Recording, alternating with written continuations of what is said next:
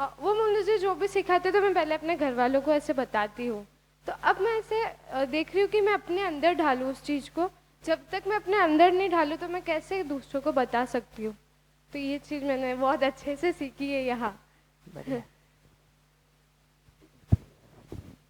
नमस्ते। नमस्ते। तो मैंने ये सीखा कि अगर हम ऐसा चाहते हैं कि हम दूसरों को सही करें या वो किसी आपका प्रॉब्लम में नाम है। पलक और आपका नाम लीना। लीना। हाँ।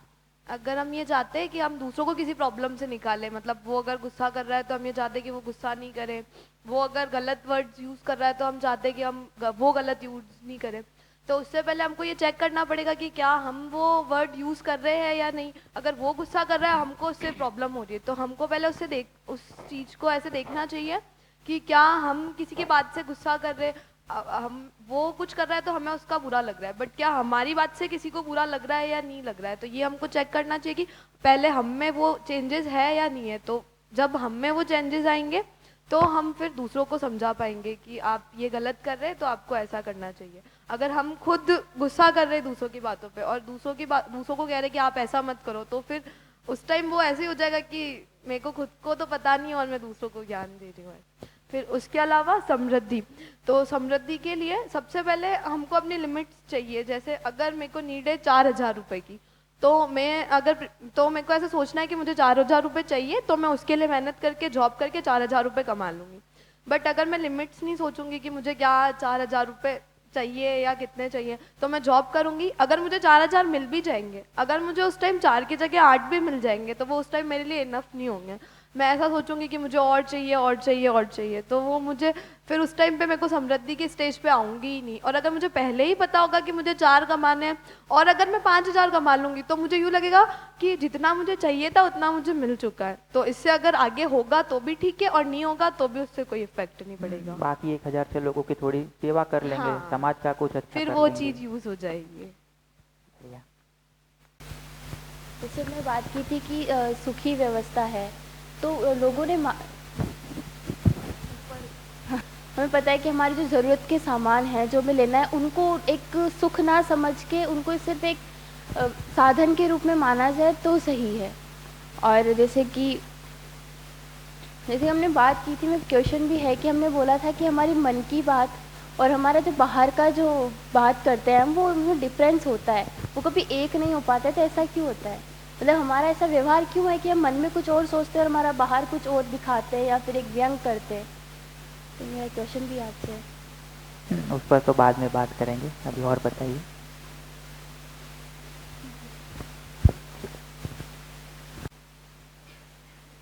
सबसे बड़ी भ्रांति जो हम लोगों ने पाल रखी है कि मैं और शरीर एक ही है, तो ये एक आश्चर्यजनक भी है और एक सत्य भी है कि मैं और शरीर में दोनों एक नहीं है।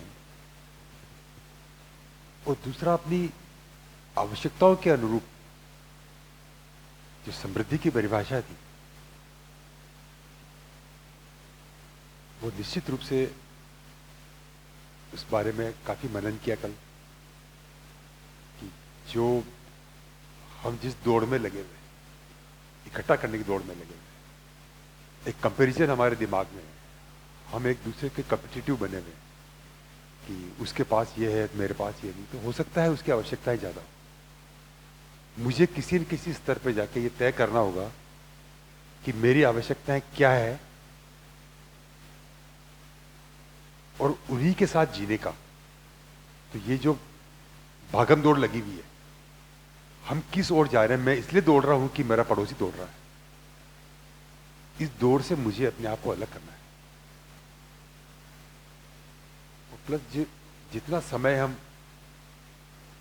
मैं के लिए गुजारते हैं, ये बड़ा अच्छा लगा जो आपका ये पायडायग्राम जो आपने बनाया था कि मैं और शरीर में किस तरीके से हम लोग डिफ्रेंशिएट नहीं कर पाते, किस तरीके से हम हमारा टाइम एलोकेशन बिगाड़ते लेते गए हैं, अब तक बिगाड़ा ही है उसको। तो इस और एक सोच बनेगी, इस और एक कदम उठाना शुरू किया है।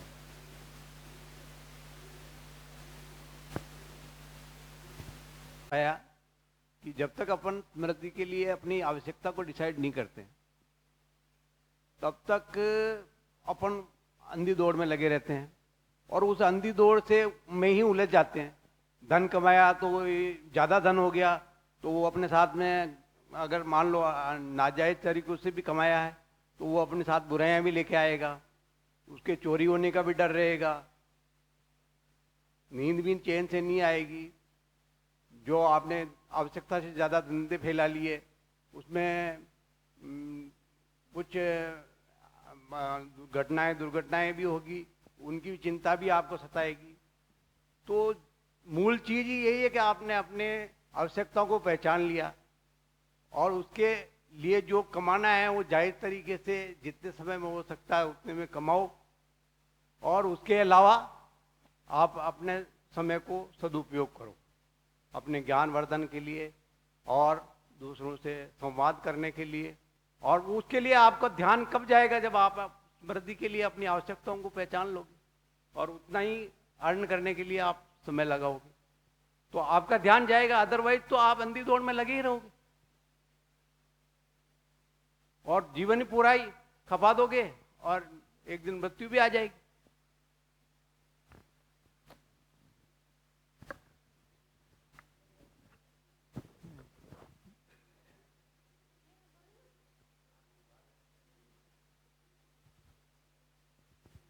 मेरा सवाल ये मृत्यु से लेकर भी था, मैं भूल ही गई थी कि जब हमारा शरीर जब मरता है तो क्या हमारे भाव मरते हैं? मतलब ये जो जैसे मैंने ये मान रखा है या मैंने सुना है कि आत्मा अमर है वो ये सब, तो ये जो अभी मैं जब धीरे धीरे मान रही हूँ कि मैं भाव ये सब मुझे चाहिए सुख, तो ये जो मेरे भाव जो अभी है क्या वो शरीर मरने के बाद रहते हैं, कहाँ जाते हैं, ऐसा क्या होता है? ये भी मेरा सवाल है। मेरा भाव ठीक हो, मेरा भाव ठीक हो। 2 दिन में मैंने बहुत अच्छा महसूस किया है और मेरे जीवन में कुछ उतारा है, बहुत अच्छा लग रहा है।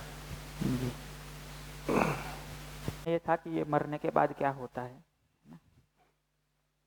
तो ये दोनों का जो साथ साथ रहना है मेरा और शरीर का, वो साथ छूट जाता है। मुख्य घटना देखे तो ये होता है कि इन दोनों का साथ साथ रहना जो अभी तक चल रहा है वो साथ छूट जाता है। फिर ये निष्प्राण कहते हैं हम इसको कि अब इसमें कुछ रहा नहीं, तो उसको बाकी पदार्थों की तरह ही, जैसे वस्तु को अग्निदाह देते हैं वैसे ही इसको भी अग्निदाह दिया जाता है या जमीन में गाड़ा जाता है। वो जो कुछ भी करके ये जो है वो तो हम ऐसे सुनते भी आए हैं कई सालों से, और थोड़ा जांचे तो हमको समझ में भी आता है कि इसकी तो निरंतरता है। बट अभी तो देखे कि तो दोनों साथ साथ है, उसमें भी हम इतनी गड़बड़े कर रहे हैं। तो पहले ये साथ साथ है, हम जिंदा है, तब कैसे जिए उसको थोड़ा अच्छे से समझ लें। शरीर छोड़ने के बाद वाला तो फिर बाद में देखेंगे कभी, है ना? अभी तो जिंदा रहते हुए भी जो गड़बड़ कर रहे हैं उसको पहले ठीक करने पे ज़्यादा ध्यान दे दें। इसके अलावा आपका कोई प्रश्न था? आपका था, क्या था? हाँ, वो तो इसलिए होता है कि हम बाहर एक अपनी अच्छी इमेज बनाना चाहते हैं। हम यही मान के रखते कि बाहर तो हम अच्छे दिखते ही है, पर अपने भीतर गड़बड़ चलती है, तो वो हम बाहर कन्वे करेंगे तो हमारी इमेज खराब हो जाएगी। इसलिए हम जो चल रहा है उसको दबा के रखते हैं और बाहर एक अच्छा स्वरूप दिखाते हैं अपना।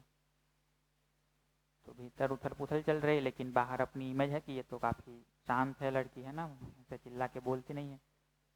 तो फिर अपने मन तो बहुत करता है कुछ तोड़ फोड़ कर दे, ये कर दे, वो कर दे, बट जब तक कुछ लोग बैठे हैं तब तक तो एक अच्छी इमेज ही अपनी व्यक्त करते हैं। जैसे अकेले पढ़ते हैं या जो लोग हैं जिनके सामने अब ऐसा कुछ रहा नहीं, जैसे मम्मी पापा है या भाई है, उनको पता ही है हम क्या है, तो जैसे उस क्षेत्र में आते हैं तब अपना स्वरूप बदल जाता है। फिर जो अंदर है वो बाहर दिखाने लगते हैं। लेकिन इस तरह से जो हम अच्छा जी लेते हैं, ये आराम से जीते हैं कि ऐसा जीने में बहुत संघर्ष अपने भीतर करते रहना पड़ता है। हर वक्त संघर्ष है, चल कुछ और रहा है, दिखाना कुछ और है, जो चल रहा है वो बाहर गलती से निकल ना जाए, वो भी संभाल के रखना है। कई बार तो अंदर इतना कुछ चलने लगता है कि उसको दबा के रख पाना भी एक कठिन काम हो जाता है। तो फिर हम चाहते कि यहाँ मैं नहीं रह पाऊंगी, इस वातावरण में बेचैनी हो जाती है, अलग जाके कहीं रो लेते हैं, फिर रो के फिर वापस पोछ पोछ के वापस आ जाते हैं। सब करते रहते। तो आराम से ज़िंदगी जीनी हो, सुख से ज़िंदगी जीनी हो, उसका तो उपाय यही है कि भीतर से भी इतने सुंदर हो जाए, फिर हमको कोई डर ही नहीं है। कभी भी कोई हमसे बात करे, किसी भी स्थिति परिस्थिति में बात करे, हम कहाँ भी जाए, कितने भी लोगों के सामने जाए, हम है ही अंदर से सुंदर, तो बाहर ठीक ही दिखेंगे। तो अपने भीतर से कॉन्फिडेंस, एक्टिंग करने की ज़रूरत नहीं पड़ती। तो हमारा एक कॉन्फिडेंस आता है ज़िंदगी में। बाकी तो हमको किसी बड़े व्यक्ति से या किसी ऐसे व्यक्ति से मिलने जाना हो तो बहुत तैयारी करनी पड़ती है कि इसमें से कितना है अपना क्वालिटी जिसको छुपा के रखना है, कितना है वो दिखाना है, और अभी उसके लिए हम तैयार है कि नहीं है, तो उसकी पहले तैयारी करनी पड़ेगी। और अचानक से कोई सामने आ गया फिर तो बहुत जल्दी जल्दी, जैसे घर में सब ठीक करने लगते हैं वैसे अपने भीतर सब ठीक करने लगते हैं जल्दी जल्दी। उसमें कई बार कुछ ठीक होता है, कुछ ठीक नहीं होता है।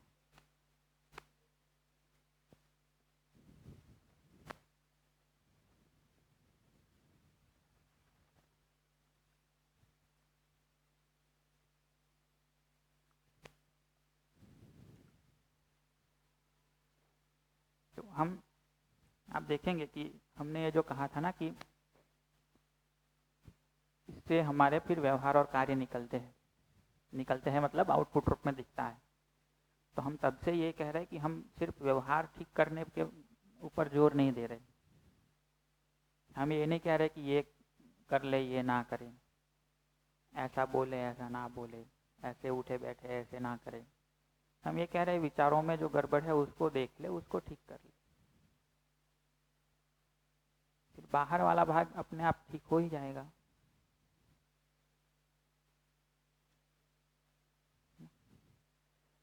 तो आपके प्रश्न का उत्तर भी ये है कि हम क्यों ऐसा करते हैं, क्योंकि अंदर गड़बड़ है उसको दिखाना नहीं चाहते और बाहर अपनी एक अच्छी इमेज बनाए रखना चाहते हैं। तो ये संघर्ष करते हैं। अब ये संघर्ष में बहुत जो पीड़ा झेलते हैं उसके बदले आराम से जीना है तो भीतर भी ठीक हो जाए। तो हमारे भीतर एक आराम की स्थिति बनी रहती। किसी के साथ जीते हैं तो भी अच्छे से जीते हैं, अकेले बैठे हैं तो भी आराम में है, हारमोनी में है। कुछ कह रहे? जैसे आप बोल रहे हो कि कभी कभी अपन एक्सप्रेस नहीं करते क्योंकि अपन को अपनी इमेज दूसरों के सामने अच्छी बनानी है, बट कभी कभी ऐसी सिचुएशन भी होती है तब अपन को पता है कि सामने वाला गलत कर रहा है या ये चीज़ सही नहीं है, बट अपन उस टाइम भी अपने जो अंदर के इमोशंस होते हैं वो एक्सप्रेस नहीं करते। जैसे कभी अपने फ्रेंड्स के साथ या फैमिली के साथ होता है, अपन को पता है कि ये अपने मतलब क्लोज है, तो उस टाइम ऐसा होता है कि वो गलत है पर अपन नहीं कह पाते, क्योंकि ऐसा नहीं है कि हमको अपनी इमेज अच्छी करनी है, ऐसा है कि हम चाहते हैं कि हम अगर कुछ कहेंगे तो इनको बुरा लग जाएगा। ऐसा कभी कभी पापा के साथ भी होता है, कभी कुछ गलत हो रहा होता है हम कंट्रोल कर लेते हैं, जो अंदर चलता है अपन उस टाइम फेक बन जाते हैं, बट फिर अपन उस टाइम बोल नहीं पाते कि पापा नहीं ये गलत है, क्योंकि इमेज अच्छी नहीं करनी होती है अपने को। उस टाइम ऐसा होता है कि सामने वाले के इमोशंस हर्ट नहीं हो, तो उस टाइम अगर हम अपनी बात नहीं कहते हैं तो उस टाइम क्या हम अपने आप में अपनी इमेज खराब कर देते हैं या फैमिली को नहीं कह के अपन गलत करते होते हैं? नहीं, वो बात भी आपकी सही है कि कई बार हमको इमेज की नहीं पड़ी होती, हम ये सोचते हैं कि ये संबंध खराब ना हो जाए, दूसरा व्यक्ति हर्ट ना हो जाए, लेकिन उसमें भी देखेंगे तो हमको कहीं ना कहीं वो मैकेनिज्म नहीं पता है कि ये सामने वाला हर्ट कहाँ से होता है या बात को कैसे रखना है। जैसे आप माँ को देखेंगे, बच्चा यदि खाता नहीं है तो मार पीट के भी खिलाती। अब उस वक्त वो ये नहीं सोचते कि इसको मारूंगी तो ये रूठ जाएगा ना या घर से भाग जाएगा, क्योंकि उनको पता है कि ये मेरा जो भाव है वो बच्चे तक पहुंच रहा है। तो मारपीट करने में भी संकोच नहीं होता, या हम भी उसका बुरा नहीं मानते। उस टाइम भले थोड़ा वो कर ले, धमाल कर ले, तो उसका कोई बुरा नहीं मानते। तो हमारा भाव यदि इतना शुद्ध है तो हम ठोक के कह भी सकते हैं कि ये गलत है, बट भाव में भी संभाल के रखे हैं, वहाँ ही मुश्किल से बड़ा चीज़ों को वो करके रखा है, फिर कहने में डर ही लगता है। अब जो ये बचा कुचा है वो भी चला ना जाए, मुश्किल से तो संभाल के रखा है। बट उसको भी देखेंगे, आज ही देखेंगे, ये दूसरों के साथ में जो आपके बहुत सारे प्रश्न आ रहे हैं कि दूसरों को कैसे हैंडल करें या दूसरों के साथ कैसे जिए, उसको थोड़ा ठीक से आज देखेंगे।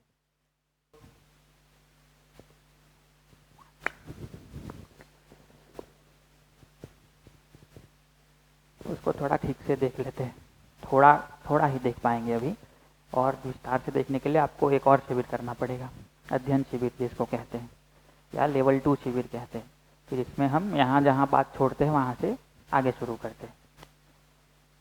तो हम जैसे शरीर को पहचानते हैं तो कैसे देखते हैं कि कुछ हाथ है, पैर है, सर है, आंखें है, तो ये सब अलग अलग क्रियाएं हैं, है ना। ये सब मिल के एक पूरे जो बनता है एंटिटी, उसको क्या कहते हैं, शरीर।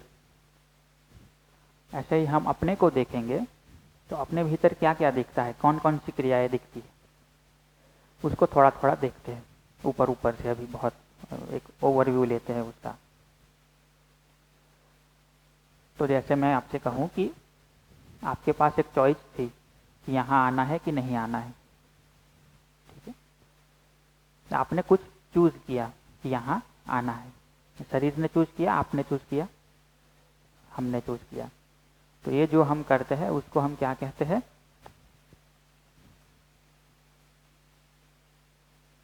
चयन किया। कुछ हम ही करते हैं अपने में।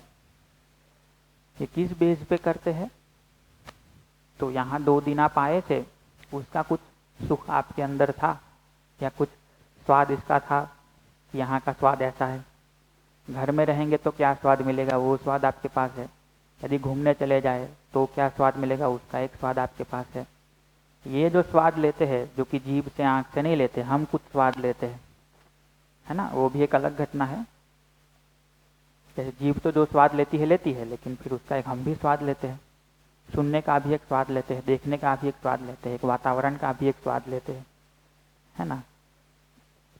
तो वो भी काम हम करते हैं, तो उसको क्या कहते हैं,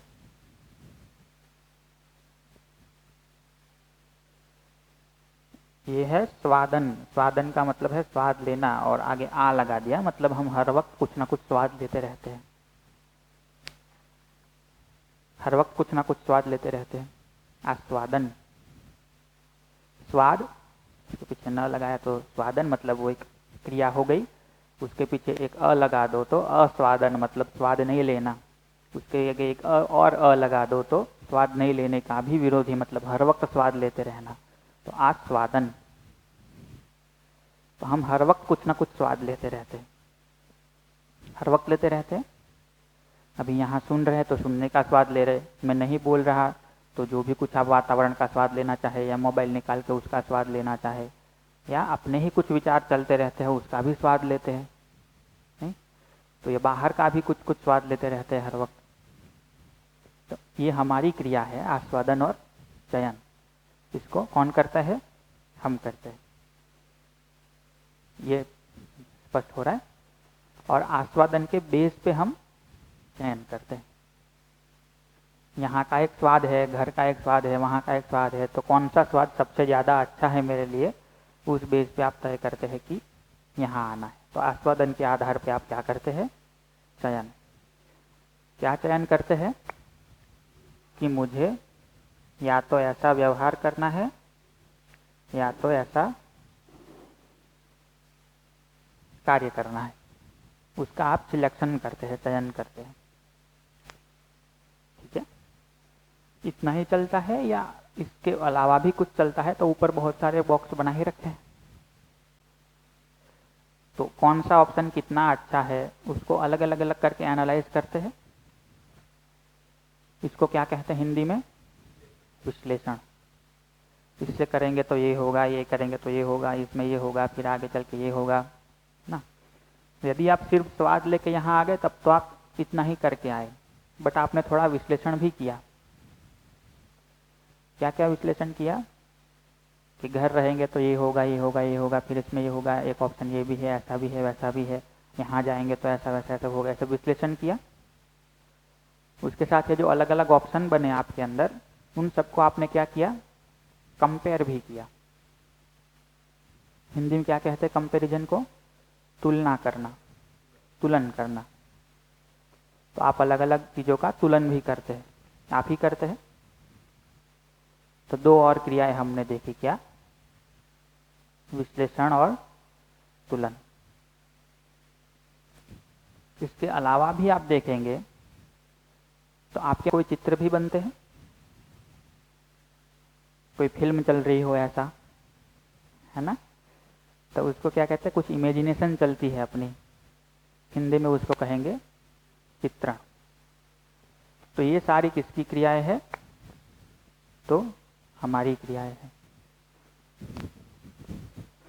इसकी एक स्लाइड भी है, बट मैंने सोचा कि इसको ऐसे ही करते हैं, स्लाइड में भी देख ही लेते हैं। देखिए, आप दो ही आ रहे, बाकी लोग भी आ रहे हैं? नहीं आ रहे हैं? गांव गए? अच्छा, ऐसे आधा सुन के निकल जाएगा तो गधा मर जाएगा। तो हम कुछ ना कुछ स्वाद लेते रहते हैं, उसके बेस पे हम चयन करते रहते हैं। हम अलग अलग ऑप्शन का तुलना भी करते हैं और उसका अलग अलग ऑप्शन को एनालाइज भी करते हैं, विश्लेषण भी करते हैं। उसके अतिरिक्त देखें तो हम में कोई चित्रण नाम की क्रिया भी चलती हुई दिखती है। अब ये जो है आस्वादन और चयन, इसी को मिलाकर के हम कहते हैं कि यही हमारी आशा है।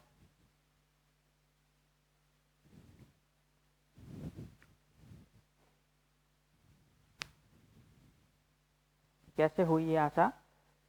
कि हमको ये स्वाद पाना है, तो हमको ये करना है, तो ये हमारी क्या हो गई? आशा। अब ये जो तुलन विश्लेषण चलता है उसको क्या कहते हैं? विचार।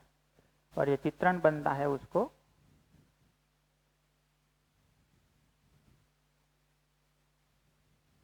इच्छा।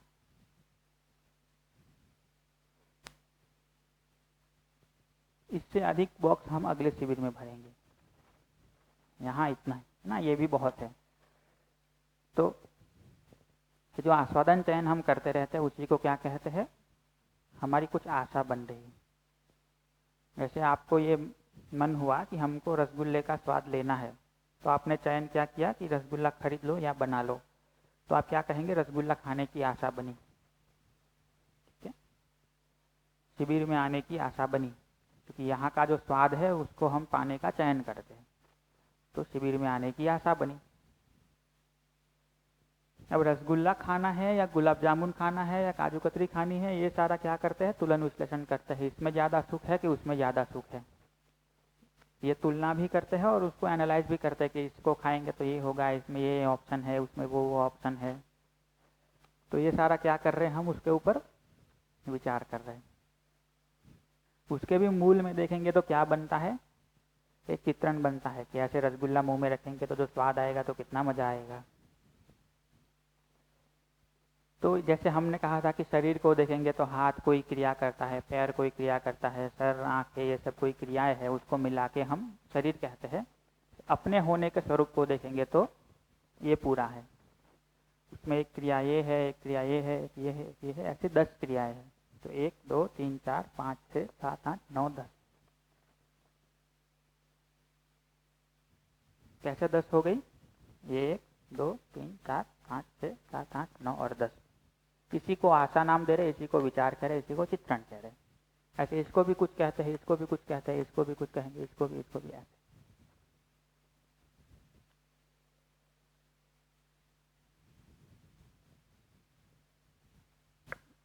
चयन को आशा बोलते हैं या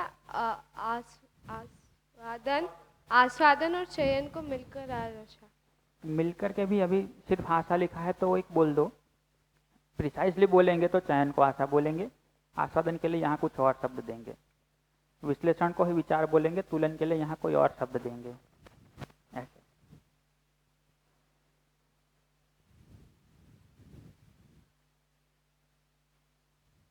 तो अभी आप देखेंगे कि आपके एक चित्रण बनता है कि मुझे कुछ अच्छा देखना है मोबाइल में या ऐसे, मतलब कुछ अच्छा देख के सुखी होना है। अब तुलन विश्लेषण करते हैं कि क्या देखे, यूट्यूब चलाए या टीवी चालू करे या फिल्म देखने थिएटर में जाए, क्या करे। सारे अलग अलग ऑप्शनों का विश्लेषण और तुलन करते हैं। इसमें इतना सुख है, इसमें इतना है, इसमें ये होगा, इसमें वो होगा, इसमें इतना खर्च होगा, इसमें इतना खर्च होगा ना। ये सारे अलग अलग ऑप्शनों को एनालाइज करते हैं। उन सभी का कुछ कुछ स्वाद हम में बना हुआ है। यहाँ देखने जाएंगे तो ये होगा, इसमें देखेंगे तो ऐसा स्वाद आएगा, इसमें देखेंगे तो ऐसा स्वाद आएगा। उसके बेस पे फाइनली आप कुछ निर्णय करते हैं, कुछ चयन करते हैं कि हमको ये करना है। उससे फिर व्यवहार और कार्य, या तो व्यवहार करेंगे मानव मानव के साथ होगा तो, मानव के अलावा कुछ करना होगा तो कार्य करेंगे।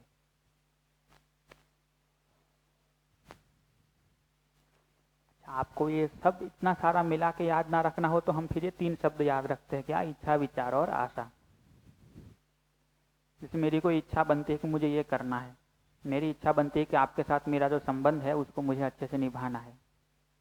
अब विचार चलता है कि ये संबंध कैसे निभाऊं। तो अभी कुछ बात है जो मैं समझा हूँ, आपका कोई प्रश्न है तो समझा सकता हूँ, आप कुछ शेयर कर रहे हैं तो सुन के उसमें कुछ कहने जैसा लगता है तो कहूँ। तो ये सारे क्या चलते हैं मेरे फिर विचार। अब उसमें से फिर मैं चूज करता हूँ, मेरी आशा बनती है कि हाँ मुझे ये बात आपको बतानी है, तो फिर मैं ऐसा कार्य करता हूँ, या ऐसा ये लिखता हूँ, ये कार्य करता हूँ, आपके साथ जो बोलता हूँ वो व्यवहार करता हूँ। तो ये 5 आपको थोड़े अभी हैवी लग रहे हो तो फिर इन तीनों से भी आप काम चला सकते हैं अभी के लिए। कि हमारी कोई इच्छा बनती है, उस इच्छा को पूरे करने के लिए हम विचार करते हैं, विचार के अंत में फिर हम कोई निर्णय पर पहुंचने की तैयारी में होते हैं, तो फिर उसको क्या कहते हैं कि हमारी ये आशा बनी। जैसे आपकी इच्छा बनी कि हमको एक घर बना के सुखी होना है। अब घर कैसा होगा, कितने कमरे होंगे, क्या मटेरियल यूज करेंगे, कहाँ बनाएंगे, किन से बनवाएंगे, पूरा ठेके पे दे देंगे या थोड़ा थोड़ा काम कराएंगे, कैसे करेंगे, ये सारे क्या करते हैं विचार।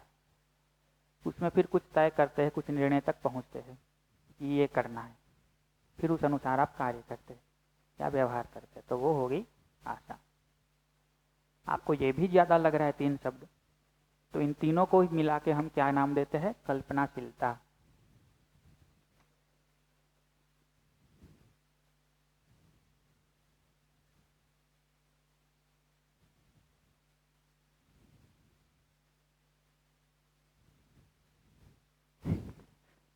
यदि 5 हैवी पड़ रहे हैं तो कम करके 3 भी थोड़े भारी पड़ रहे हैं तो तीनों को मिलाकर के क्या कहते हैं? कल्पनाशीलता। हम जैसी कल्पनाशीलता अपने में चलाते हैं वैसा हम बाहर जीते हैं। लेकिन जब ये पूरा कर लेंगे, इसको भी देखेंगे, इसको भी, इसको भी, इसको भी और इसको भी, तब हमारा पूरा होने का स्वरूप हमको समझ में आता है। अभी हम इतना देखें, ये कल्पनाशीलता हम में चल रही है नहीं चल रही। जैसे अभी मैं आपसे कहूँ कि थोड़ा आंखें बंद करिए और शरीर से कुछ काम ना लीजिए और देखिए अपने भीतर कुछ चल रहा है कि नहीं चल रहा, करके देखिए थोड़ा। जो भी चल रहा है देखिए उसको आंखें बंद करके।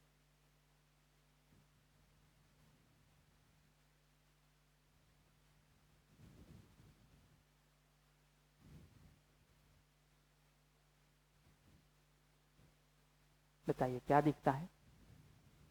कोई माइक लेके बताइए।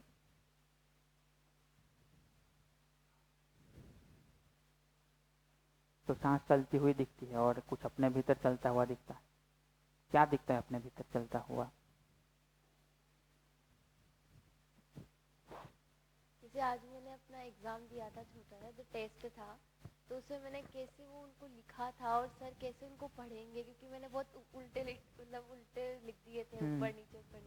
तो मैं वही सोच रही हूँ कि क्या शायद उसको सर सही से पढ़े और सही से मतलब नंबर दे। तो मैं वही सोच रही जी। तो वो कहाँ चल रहा था आपके? कल्पनाओं में। एक चित्रण बन रहा था। वो बाहर तो कोई घटना हो नहीं रही थी, बाहर तो आप कुछ देख नहीं रहे थे, अपने भीतर ही कुछ चल रहा था और उसको देख रहे थे। बढ़िया। और कोई? आपको क्या दिखा पलक? मेरे को तो यही लग रहा था कि मैं एक्चुअली क्या मेरी एक प्रॉब्लम है, मैं बहुत ज़्यादा इमेजिनेशन करती हूँ। तो मेरे अंदर ये चल रहा था कि कैसे आप अपनी इच्छा करते हैं, फिर विचार आता है, क्योंकि ये मुझे कहीं ना कहीं समझ आ रहा है कि हाँ पहले इच्छा होती है, फिर विचार में जो उथल पुथल होती है उससे फिर अपन अपने आशा जो होती है वो सही नहीं कर पाते हैं। अगर इच्छा के बाद जो इच्छा सही हो और फिर विचार भी सही हो, तो जो अपनी आशा होगी, जो ऐसा अपना व्यवहार या अपना कार्य होगा वो सही होगा। इतना। बढ़िया। लेकिन ये कोई बोल रहा था? नहीं, कोई पढ़ मतलब अपने कहीं आप अंदर पढ़ ही रहे चल थे? नहीं, आप ही बोल रहे थे। हाँ। बढ़िया। और कोई? जब मैंने सोचा, अपने में किसी न किसी चीज़ की इच्छा बनी रहती है। जैसे अभी यहाँ शिविर में बैठे हैं तो आपकी बात को गहराई से सुनने की इच्छा बनी हुई है। जब आपने कहा आंख बंद करके देखो, तो जो कुछ आपने यहाँ लिखा है उसका चित्र अपने दिमाग में कैन हो ही गया, तो वही चल रहा है। और वही, आप उसमें थोड़ा उसमें प्रिसाइज कहेंगे तो ये कहेंगे दिमाग में नहीं हुआ। हाँ यदि प्रिसाइज कहना चाहे तो ये जो चित्र इसका बन गया वो दिमाग में नहीं बना, हाँ वो मेरे में बना। हाँ, वो मेरे में बना। तो उसके आधार पे अपनी कल्पनाशीलता चलती है, और अगर अपन अवेयर हैं तो उसी के अनुसार पॉइंटेड विचार चलेंगे। जी वही, अभी जैसे देखेंगे ना, आपकी इच्छा बने कि यहाँ से कहीं घूमने जाना है, ये एक इच्छा बन गई। तो एक पॉइंट से आपने शुरू किया, कहीं घूमने जाना है। अब यदि आप सही ढंग से यदि आप प्रोसेस को देखेंगे तो कैसे चलता है कि घूमने जाना है तो कहाँ जाना है। एक ऑप्शन है सिर्फ राजस्थान में ही जाना है, राजस्थान के बाहर यदि जाना है तो कहाँ, गुजरात जाना है, दिल्ली साइड जाना है, नॉर्थ इंडिया जाना है, साउथ इंडिया जाना है, कहाँ जाना है। 9 ऑप्शन बने, उसमें से आपने कोई एक चूज कर लिया कि गुजरात जाना है। फिर ऑप्शन आए कि गुजरात में कहाँ जाना है, तो उत्तर गुजरात जाना है, मध्य गुजरात जाना है, दक्षिण गुजरात जाना है, कच्छ साइड जाना है, काठियावाड़ जाना है। उसमें भी आपने चूज कर लिया कि हमको गिरनार जाना है। अब यदि ये ऑप्शन था गिरनार जाने वाला, गिरनार जाएंगे, कैसे जाएंगे? ट्रेन से जाएंगे, बस से जाएंगे, अपनी गाड़ी लेके जाएंगे, चल देंगे जो मिला वो। यदि ट्रेन से जाना है तो ये ऑप्शन चूज किया। ट्रेन से जाना है तो कैसे जाना है? तो सुपरफास्ट में जाना है, लोकल में जाना है, या मतलब जितनी भी ट्रेन हो ना, राजधानी में जाना है, राजधानी में जैसे भी जाना हो। अब उसमें जाना है ट्रेन में, सुपरफास्ट में किसी में, तो स्लीपर में बुकिंग करवाएंगे, थर्ड एसी में करवाएंगे, सेकंड एसी में, फर्स्ट एसी में, जनरल में चले जाएंगे। ऐसे कुछ तय करते हैं सही ढंग से जब सोचते हैं तब नहीं। अभी देखेंगे तो कैसे चलता है, घूमने जाना है, शुरू किया कि राजस्थान जाना है, गुजरात जाना है। तीसरा ऑप्शन खुले उससे पहले, गुजरात तो हम पिछली बार गए थे तो यहाँ ऐसा हुआ था, फिर उसमें ये हुआ था, फिर ट्रेन में ये हो गया था, फिर तो वहाँ ये हुआ था, उसको साथ लेके जाए कि ना जाए? नहीं नहीं, वो तो ऐसा है, वो तो हर वक्त ऐसा करता है, उसको लेके नहीं जाना है, तो अकेले जाना है। अकेले कैसे जाएंगे? लेकिन फैमिली को तो लेके जाना पड़ेगा नहीं। तो ये कैसे चलता है? फिर कह रहे बहुत गड़बड़ चल रही है। कैसे चलती है आपकी कल्पनाशीलता? ऐसे चलती है, ऐसे चलती? क्या है ये? हम इसको ये कहते हैं कि हम में क्लैरिटी नहीं है, नहीं। और ऐसे में ये बेचारा आशा तक कहाँ, क्या आशा आएगी इसमें, निकलेगा क्या फिर बाहर?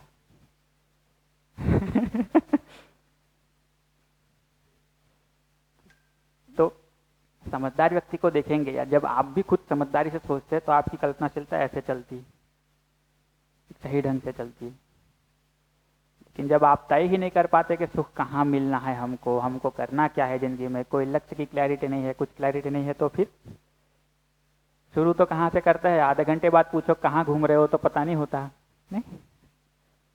जैसे जब पढ़ने बैठते तो कितनी बार आप जो लाइन लिखी है उसके एक लाइन के अकॉर्डिंग ही चलते जाते हैं। कितनी बार 2 लाइनों के बीच कहीं पूरा घूम के आ जाते हैं, फिर वापस आते हैं नहीं। होता है ना ऐसा, जब कुछ पढ़ने बैठते 2 लाइन पढ़ी, उससे कुछ याद आ गया तो चले गए वहाँ, फिर घूम फिर के कहीं वापस आए, फिर ये भी तो पढ़ना है, फिर वापस तीसरी लाइन से शुरू किए। फिर हम कहते हैं कि हम जो पढ़ते हैं वो हमको याद नहीं रहता। तो ये प्रॉब्लम सारी क्या है कि ये कल्पनाशीलता जो है हमारी एकदम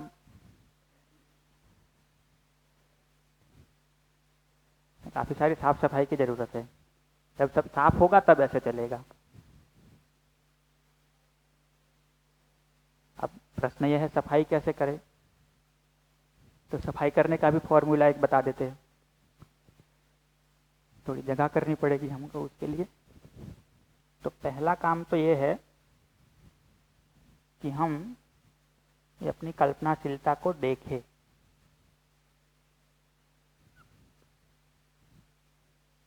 देखेंगे नहीं तो साफ कैसे करेंगे? कोई कमरा आपने सालों से बंद करके रखा है, उसको खोल के देख ही नहीं रहे तो साफ कैसे करेंगे? सबसे पहला तो काम है कि अपनी कल्पनाशीलता को देखें, अपने भीतर चल क्या रहा है।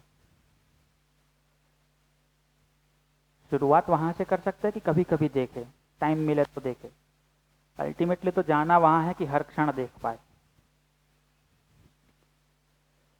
तो हमने देखा कि ये कल्पनाशीलता से ही आउटपुट रूप में क्या निकलते हैं। और एक शब्द जोड़ देते हैं, व्यवहार और कार्य के अलावा भी यदि आप देखेंगे तो आप कुछ कुछ व्यवस्था में भागीदारियां भी करते हैं।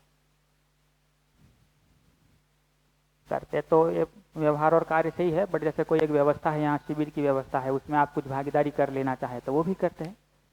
अब देखिए कल्पनाशीलता का सोर्स क्या है, मतलब किस बेस पे चलाते हैं हम कल्पनाओं को।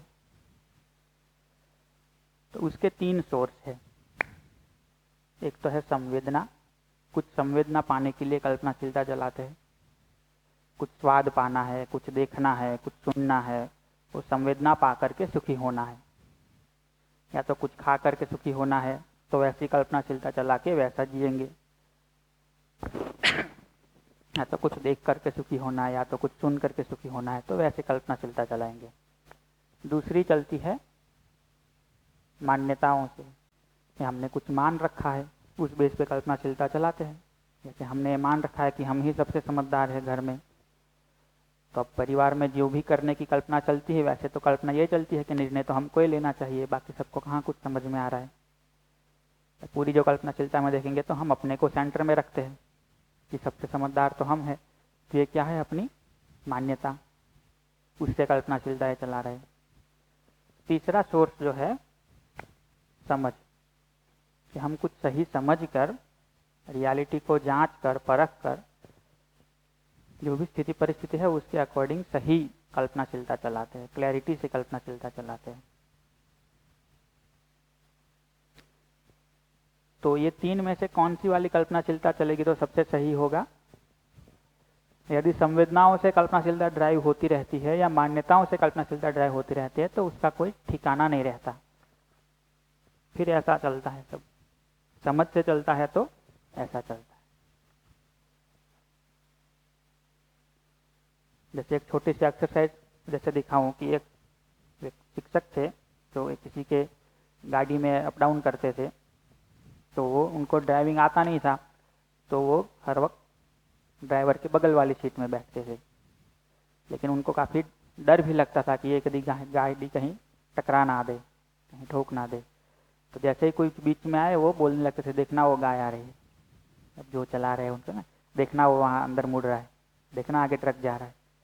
तो वो चलाते रहे, वो बोलते रहे। लेकिन एक दिन हुआ है कि उनकी पत्नी, जिनकी गाड़ी थी, उनकी पत्नी पीछे बैठी हुई थी, तो वो इरिटेट हो गई कि ये क्या है, बार बार सुना दे रहे, उनको भी दिख रहा है। तो अब ये 10-15 बार ऐसे बोले तो पत्नी ने पीछे से एक ताना मार दिया कि हाँ हाँ भैया जी, दिखता है उनको भी। अब उनको काफ़ी ऐसा लग गया कि इनके पास गाड़ी है इसलिए इतना पावर है क्या, हम नहीं ला सकते गाड़ी। दूसरे दिन जाके गाड़ी ला दी, चलानी आती नहीं है।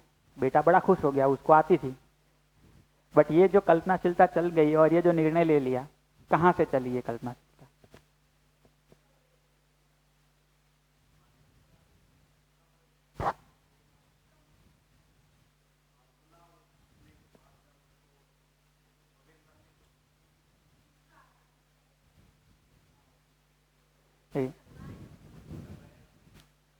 संवेदना हम उसको कह रहे हैं कि ये जो 5 इंद्रियां हैं हमारी, शब्द स्पर्श रूप रस गंध, उससे कुछ पा करके सुखी होना चाहते हैं, तो वो संवेदना से कल्पनाशीलता चल रही है।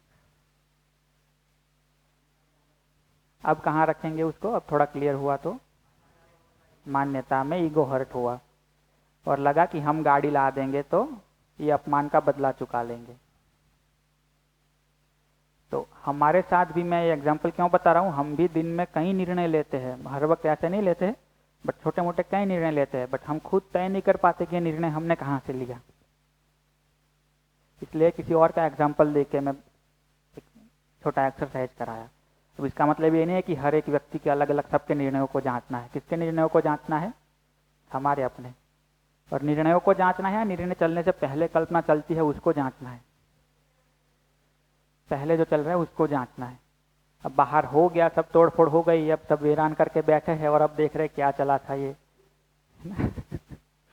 तो जो हो रहा है उससे पहले जांच लेना है, तो गलत करने से भी बच जाएंगे। और उससे हमको दिखेगा कई बार कि हमारे अंदर क्या क्या मान्यताएं हमने भर के रखी है। जैसे आप अपने बारे ये मान रहे हो कि मुझे तो गुस्सा नहीं आता, मैं तो बहुत शांत हूं, लेकिन किसी एक घटना में आपकी कल्पनाशीलता में आप देखें कि आपके अंदर कुछ बेचैनी चल रही है। अब उसको देखेंगे और जांचेंगे अपनी मान्यताओं में, तो पकड़ में आएगा कि हाँ गुस्सा तो आता है, कुछ तो मान रखा है जिसके कारण गुस्सा आ जाता है। तो ऐसे जो कचरा भी पड़ा है वो दिखता है, फिर उसके बदले उसको किससे रिप्लेस करने का कोशिश करते हैं? समझ से कि इसमें एक्चुअल में होना क्या चाहिए।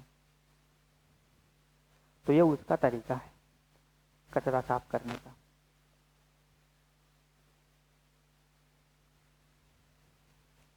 बताइए, इसमें आपका कोई प्रश्न है या कुछ शेयरिंग है तो ले लेते हैं, वरना आज हम लोग भाव पे, परिवार में, संबंधों में कैसे अच्छे से जिए उस पर चर्चा करना चाह रहे हैं। लेकिन ये भी काफ़ी इम्पोर्टेंट मुद्दा है और कल ये करना था बट हम नहीं कर पाए थे समय के चलते, तो अभी कर दिया।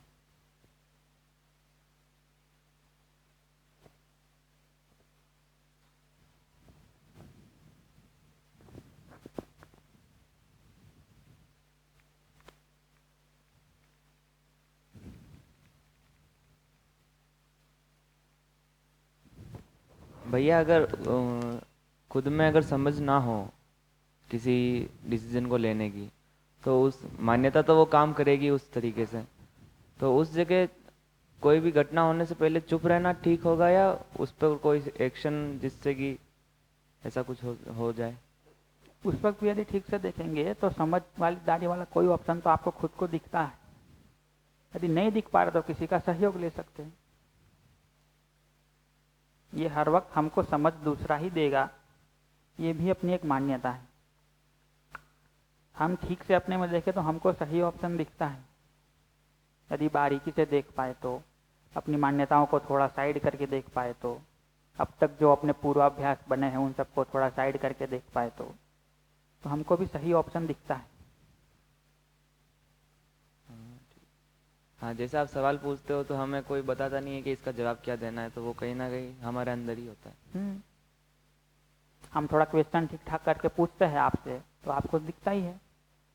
भले जिंदगी भर आप विरोध पूर्वक जिए हो, लेकिन जब यहाँ थोड़ा एक अच्छा वातावरण बने, थोड़ी आपकी भी गहराई बने, आप भी थोड़ा ध्यान देने लगे और फिर हम पूछे कि आपको संबंध पूर्वक जीना स्वीकार है या विरोध पूर्वक, तो आपका उत्तर क्या आता है? संबंध पूर्वक। फिर भले ही पूरी जिंदगी विरोध से जिए हो, भले ही पूरे विरोध से भरे पड़े हो, लेकिन उस वक्त उत्तर आपका वही आता है, वही आता है। हम भी कई बार लोगों से पूछते रहते तो हमको भी कॉन्फिडेंस आ जाता है कि हाँ सब संबंध पूर्वक ही जीना चाहते हैं। जैसे इसमें भी हमारा ये अनजाने एक एक्सरसाइज जैसा हो गया था ना। मैंने आप सबसे पूछा था तो आपने कहा ये ठीक है, फिर कोई आया उनसे पूछा तो उन्होंने भी कहा ये ठीक है, फिर कोई आया उनसे पूछा उन्होंने भी कहा ये ठीक है। पहले नंबर पे रखना। तो हम ये जो कहते हैं ना को सहज रूप से स्वीकार क्या है, ये एक बड़ी चीज है। हम इसको बहुत इग्नोर करके चलते हैं, अपने को काफी वो मान के चल रहे कि हमको कुछ समझ में नहीं आता। ठीक से देखे तो ये प्रकृति ने हमको ऐसे ही नहीं छोड़ रखा है, हमारे अंदर नेचुरली एक्सेप्ट हो ऐसा कुछ दे के भी रखा है।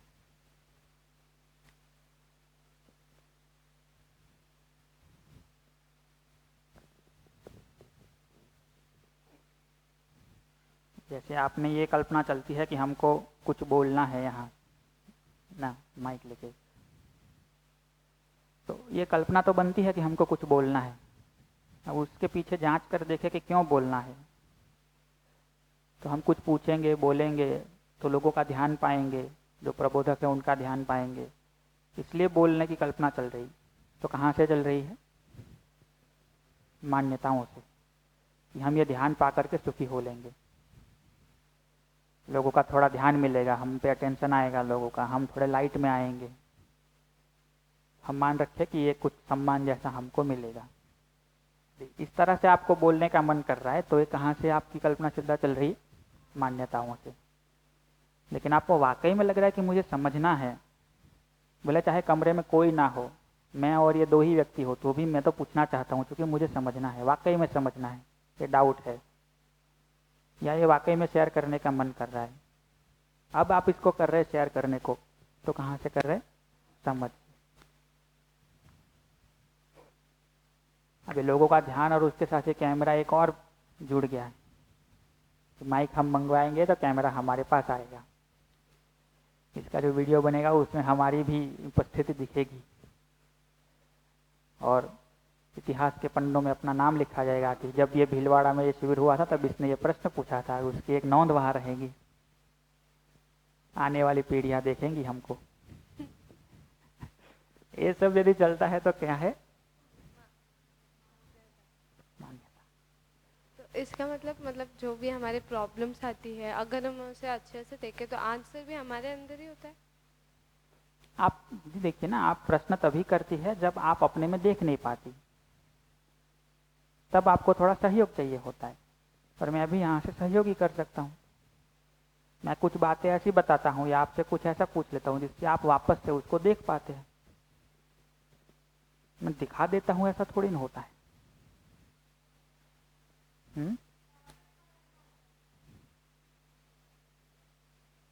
बहुत सारी बार ऐसा होता है कि अपन कुछ भी पूछते हैं उसके पहले अपन को नहीं मतलब कंफ्यूजन सा लगता है, लेकिन जब जैसे ही क्वेश्चन करते हैं और उसका सॉल्यूशन मिल जाता है। जी, तो मैं किसी को समझा दूंगा, कोई मुझे समझा देगा, मैं तो ये कहता हूँ ये भी एक मान्यता है। बट हर कोई समझना चाहता है और जब उसकी तैयारी होगी तब हम सहयोग करेंगे तो वो समझेगा, ये थोड़ा ठीक बात है। हम भी शिविर इस दृष्टि से लेते हैं तो हम पे बोझ नहीं बनता। अब मैं ये विचार करके आ जाऊं कि सबको समझदार बना के ही छोड़ना है 5 दिन के बाद, फिर तो मैं रात को सो भी नहीं पाऊंगा। लेकिन मैं यहाँ से शुरू करूं, इस भाव से ही बोलता रहूं, सहयोग करने के लिए आया हूं, जिसको जितना सहयोग चाहिए होगा वो उतना सहयोग लेगा।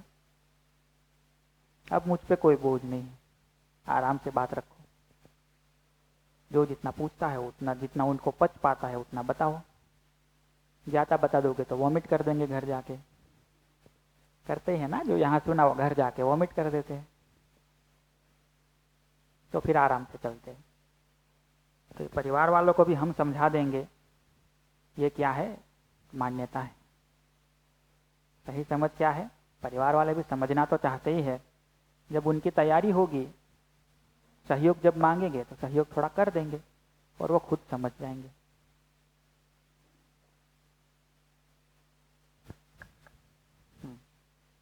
भैया कभी कभी ऐसा अभी मेरे को महसूस हो रहा है कि बहुत मुश्किल होता है कभी कभी देखना कि ये हमारी मान्यता में है या इसको हमने समझ रखा है, ये हमारी समझ के अंदर है या ये हमारी ओनली मान्यता है। उसका भी फॉर्मूला है। हाँ, यदि मान्यता है तो समय समय पे बदलती रहती है। जैसे हमने कहा था कि ऐसी कितनी डिश है जो एक समय आपको पसंद नहीं थी और अब पसंद हो गई। ऐसे कितने तरह के लोग हैं जो एक समय आपको अच्छे नहीं लगते थे अब अच्छे लगने लगे, या एक समय अच्छे लगते थे अब अच्छे नहीं लगने लगे। तो जो भी हम मान के रखते हैं वो बदलते रहता है, उसमें हमको डाउट होते रहता है। वो हमारे लिए अलग होता है, दूसरों के लिए अलग होता है। क्या क्या बताया? एक तो हमारे खुद के लिए बदलता रहता है, दूसरा उसमें हमको भी डाउट होते रहता है, तीसरा हमारे लिए अलग होता है, दूसरों के लिए अलग होता है। समझदारी को देखेंगे तो हमारे लिए भी वैसा ही बना रहता है, कोई डाउट नहीं होता, सभी के लिए वैसा होता है। जैसे आप ये कह रहे हैं कि हमको अपने पिताजी के प्रति कोई विरोध है, या आपको लगता है कि मेरे मम्मी पापा मेरी बात सुन नहीं रहे, समझ नहीं रहे मुझे। एक समय आपको ये भी लगता है कि नहीं बहुत अच्छे हैं, समझ रहे हैं, तो ये बदलता रहता है। दूसरा ये कि आपको पूछा जाए कि एकदम श्योर है आपके आपके मम्मी पापा आपकी बात नहीं सुनते, आपके ऊपर ध्यान नहीं देते, तो एकदम श्योर हाँ कह पाएंगे? नहीं कह पाएंगे, आपको खुद को भी डाउट है। और दूसरा है कि इसको हर व्यक्ति से पूछा जाए कि क्या माँ बाप का मतलब यही है कि ध्यान ना दे बच्चों पे, ऐसा ही होता है? या आप भी आके देखो हमारे घर में, आपको क्या लगता है मेरे माँ बाप मेरे पे ध्यान नहीं दे रहे, ये संबंध ऐसा? सब लोग वही जो उत्तर देंगे? नहीं देंगे। लेकिन समझदारी से देखेंगे तो हर वक्त एक ही उत्तर आएगा, आपके अपने लिए भी, मतलब आपके अपने लिए इस टाइम, आपके अपने लिए हर टाइम, और सबके लिए। तो वो समझ है। बदलता रहता है, डाउट होते रहता है, तो वो मान्यता है।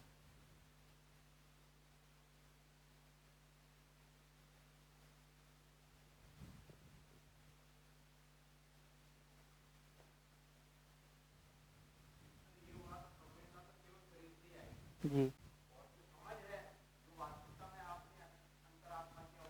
ये माइक दे दो ना।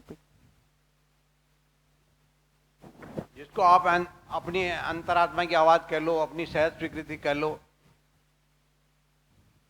जो अंदर से आवाज आ रही है, लग रहा है कि ये तो बिल्कुल सही है, वो है समझ के आधार।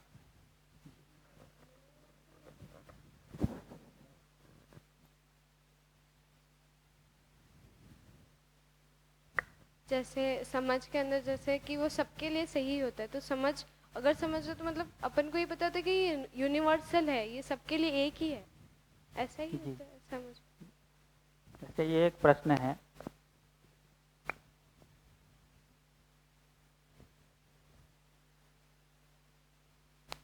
अब यदि मैथ आती है सबको, इतनी छोटी सी, समझदार है सब, पूरी दुनिया में किसी को भी पूछो क्या उत्तर देंगे? चार। सबका एक ही उत्तर आएगा, हर वक्त एक ही उत्तर आएगा। आपको भी अपने उत्तर पे कोई डाउट है? नहीं। यदि मान लो धरती पे किसी को मैथ नहीं आती, ये 2 में 2 जोड़ना किसी को नहीं आता, अब यहाँ जितने लोग बैठे सबको पूछो, हर कोई अलग उत्तर दे सकता है। आप 3 कहेंगे, आप 22 कहेंगे, आप 11 कहेंगे, आप 15 कहेंगे, कोई 204 कहेगा, वो तो कुछ भी जवाब देगा। अच्छा, आपको अभी पूछा जाए तो आप 3 कहेंगे, शाम को पूछा जाए तो 5 कहेंगे। और जब 3 भी कह रहे या 5 भी कह रहे तो आप श्योरिटी से कहेंगे, आपको भी पता है कि नहीं पता है, मुझे ऐसे ही बोल रहा हूँ। तो समझ है तो सबके लिए एक है, मान्यताएं हैं तो सबकी अपनी अपनी है। समझ है तो अपने में भी उसकी कंसिस्टेंसी है, मान्यता है तो अपने में भी उसकी कंसिस्टेंसी नहीं है।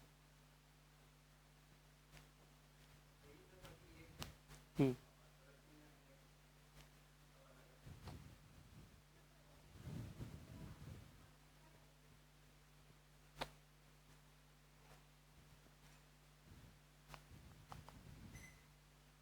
कुछ ना कुछ तो मान के रखा ही है। यदि सही है तो समझ है, गलत है तो उसको सिर्फ मान्यता कह रहे हैं।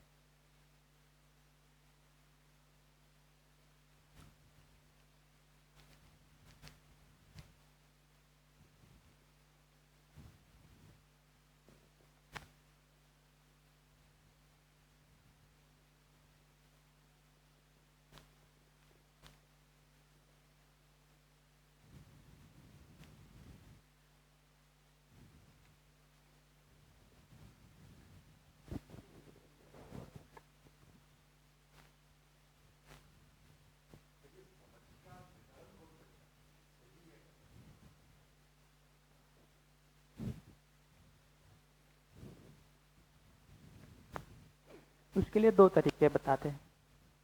एक तो यह है कि आप अपने में जांच के देखिए, अपनी सहज स्वीकृति के आधार पे आपको ठीक लगता है।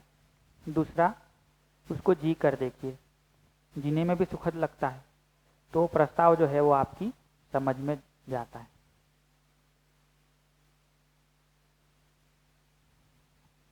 जैसे मैं यहाँ से कुछ कहता हूँ, उसको आप अपने अधिकार पे जांच के देखिए। तो मैं कहूँ कि आपको सबके साथ सम्मानपूर्वक जीना स्वीकार है या किसी के साथ अपमानपूर्वक जीना भी स्वीकार है, वहीं से आपको दिखेगा कि सबके साथ सम्मानपूर्वक जीना स्वीकार है। यदि आपको इसमें डाउट भी है कि नहीं नहीं किसी के साथ तो अपमानपूर्वक भी जिया जा सकता है, तो जी कर भी देख ले। जब भी अपमानपूर्वक व्यवहार करते हैं किसी के साथ, तो ये उभय सुख तक पहुंचते हैं या हम भी दुखी होते हैं, दूसरा भी दुखी होता है। और ये दुख हमको स्वीकार नहीं होता है, तो हमको लगता है कि ये जो मान रखा था वो गलत है। जब अपने में जांच के देखते तो लगता है कि सही है, जब जी कर देखते तो पता चलता है कि हम भी सुखी हो रहे हैं, इससे दूसरा भी सुखी हो रहा है, तो हम पाते हैं कि इससे उभय सुख मिलता है। तो ये जो प्रस्ताव है वो हमारी समझ है। दूसरे ने कहा है तो हमारी समझ में वो हमको पकड़ में आता है, अपने अंदर से निकला है तो पता चलता है कि ये मेरी समझ है। ये दो तरीके मेनली उसके बताते हैं।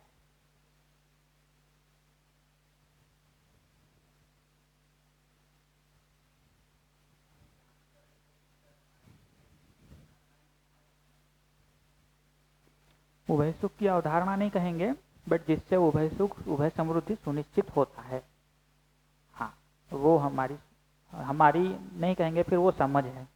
समझ है तो हमारी थोड़ी है, मान्यता है तो मेरी है, मान्यता आपकी है मेरी है, समझ तो समझ है, समझ मेरी आपकी थोड़ी है। हाँ वही तो मैं कह रहा हूँ कि हम ये जो मान लेते हैं कि मेरी समझ से जी रहा हूँ, आप आपकी समझ से जियो, तो वो समझ है या वो मान्यताएं हैं? मैं मेरी मान्यता से जीऊँ, आप आपकी मान्यता से जियो। जैसे ये कहा ना 2 + 2 4 होते हैं। अब ये मेरे लिए 2 + 2 4 होते हैं, आपके लिए 2 + 2 4 होते हैं, ऐसा थोड़ी है। सबके लिए यही होता है, सबके लिए भी छोड़ दो, होता ही यही है। अब मैं कहूँ कि मैं अपने हिसाब से मैथमेटिक्स करूँ, आप अपने हिसाब से मैथमेटिक्स करो, तो फिर वो मैथमेटिक्स ही नहीं है, वो हम अपनी मनमानी कर रहे हैं।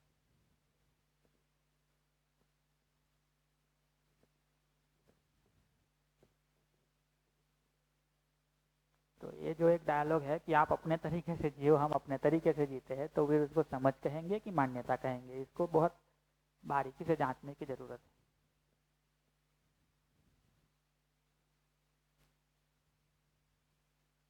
एक तर्क तो हमको ये स्वीकार हो ही रहा है कि समझ है तो सबके लिए एक है, भेद है तो फिर मान्यताएं हैं।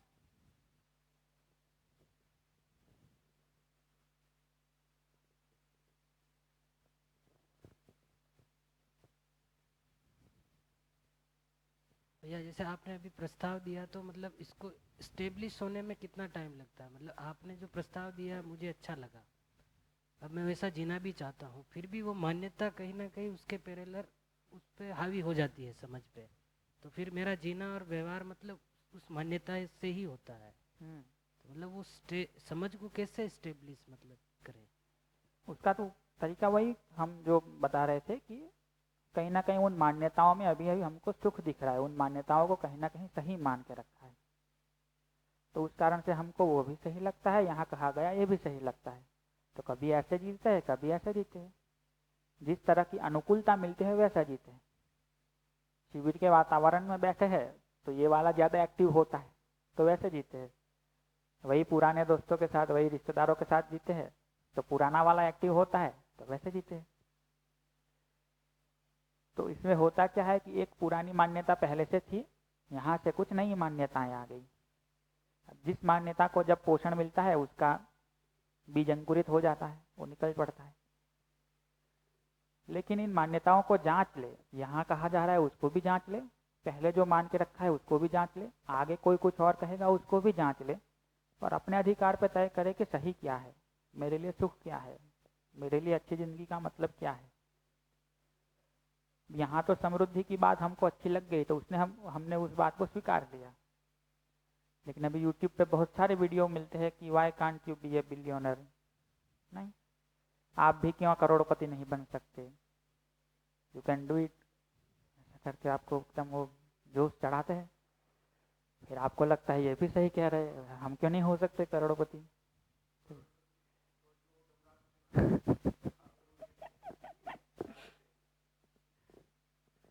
तो वो देख के आपका फिर वो एक्टिव हो जाता है। लेकिन आप समझ गए हैं, वाकई में समझ गए हैं, समृद्धि का मतलब तो ये है कि मेरे पास जितना मुझे चाहिए उसका एक मैं बेस तैयार करूँ, उतने से ज़्यादा थोड़ा कमा लूँ, फिर कितना दौड़ना है उसके पीछे।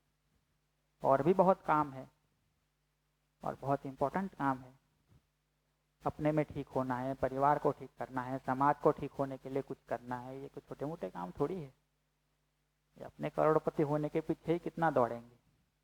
तो अपनी समृद्धि को एक लेवल पे सुनिश्चित करके आगे और ठीक से सोचते हैं। अब सुबह से लेकर शाम तक कोई आपको एक कमरे में बिठा के वो सारे करोड़पति होने के वीडियो दिखाते रहे तो भी आप बाहर निकलेंगे तब तो यही कहेंगे कि नहीं, मेरे लिए तो उतना ठीक है जितना मैंने तय करके रखा है। बट ये तभी होगा जब आप खुद इसको जांच के स्वीकार लेंगे। शिविरों में सुनते रहेंगे और उससे मान लेंगे तो कुछ दिन तक चलेगा। बताइए, इस पर कुछ और बात करनी हो तो कर लेते हैं, वरना हम लोग आगे बढ़ते हैं।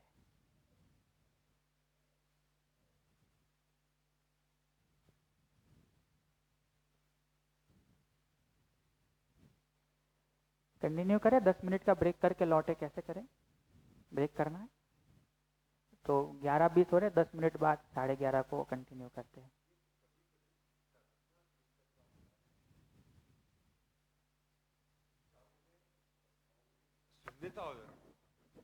तो शून्यता नहीं होती है, वो ऐसे चलता है तो हम देख नहीं पाते, उसको हम कहते हैं शून्यता हो गई। जब भी आपको लगता है शून्यता हो गई तब थोड़ा ध्यान दे के आप देखेंगे तो दिखेगा। मतलब शॉर्ट सिंपल उत्तर तो उसका ही था। हमको लगता है कि हमारे भाव विचार में शून्यता हो गई, बट शून्यता हुई नहीं, हम देख नहीं रहे। देखना चाहते लेकिन देख पा नहीं रहे। तो आंखें बंद करते एकदम सब काला काला ही दिखता है, ऐसा लगता है कुछ नहीं चल रहा, टीवी बंद पड़ा है। वो बंद नहीं पड़ा है, कुछ तो चलते ही रहता है, हम देख नहीं पा रहे। उतना ही भाविक